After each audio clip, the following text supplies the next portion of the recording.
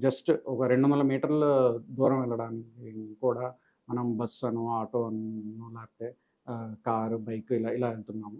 దాని బదులు మనం నడుచుకుంటూ ఎళ్ళినట్టయితే మంచిదండి. ఇంకా వచ్చేసరికి ఎక్కువ జంక్ ఫుడ్ ఎక్కువ తింటాము. ల్యాక్ ఆఫ్ ఎక్సర్‌సైజ్ ఆహ్, కొన్ని ప్రధాన కారణాలండి. ఇంకా వచ్చేసరికి ఈ మధ్య యంగ్‌స్టర్స్‌లో ద ఇన్సిడెన్స్ ఆఫ్ స్మోకింగ్ అనేది ఎక్కువైందండి. Both active smoking and passive smoking 2 మనకు గుండెపోటు రావడానికి గల రిస్క్‌ని ఇంక్రీజ్ చేస్తాయండి.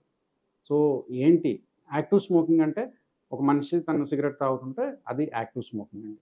పాసివ్ స్మోకింగ్ అంటే ఒక స్మోకర్ పక్కన ఉండటం మనం అదే రూమ్‌లో ఉండటం గాని, తన పక్కన క్లోజ్‌గా ఉన్నట్టయితే అది పాసివ్ స్మోకింగ్ కిందకొస్తుందండి.